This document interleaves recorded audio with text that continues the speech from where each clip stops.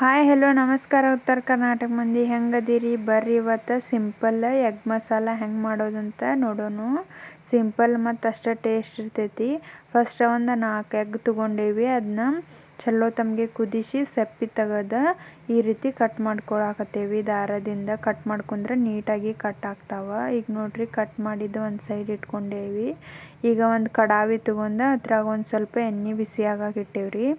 ಅದು ಬಿಸಿ ಆದಮೇಲೆ ಒಂದೊಂದು ತತ್ತಿ ತೊಗೊಂಡು ಎಣ್ಣೆಯಾಗ ಹಾಕ್ಕೊತ ಹೋಗ್ರಿ. ಒಂದೊಂದು ಹಾಕ್ರಿ.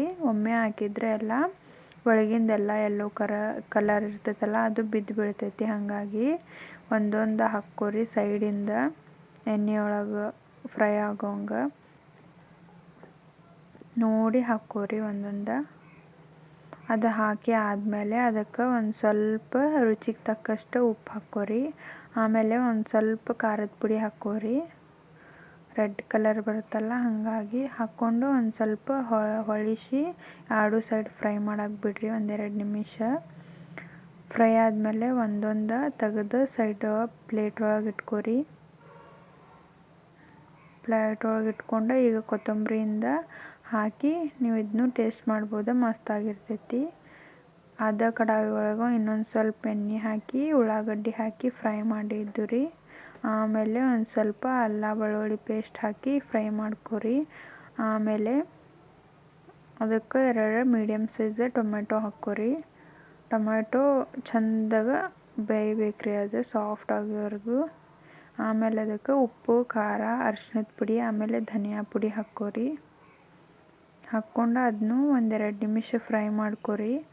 ಆಮೇಲೆ 1-2 ಸ್ಪೂನ್ ನೀರು ಹಾಕ್ಕೊರಿ. ಅದಕ್ಕೆ ನೀರು ಹಾಕ್ಕೊಂಡು ಚಲೋ ತಮಗೆ ಕುದಿಸ್ರಿ. ಅದನ್ನ ಒಂದು 5 ನಿಮಿಷ.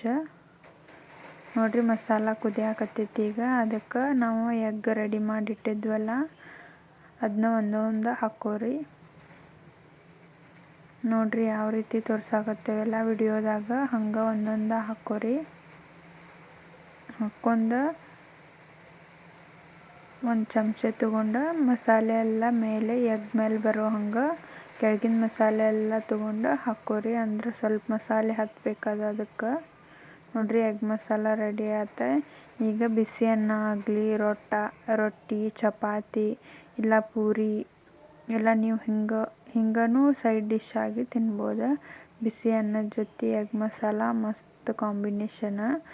ನೀವು ಒಮ್ಮೆ ಹಿಂಗೆ ಟ್ರೈ ಮಾಡಿರಿ.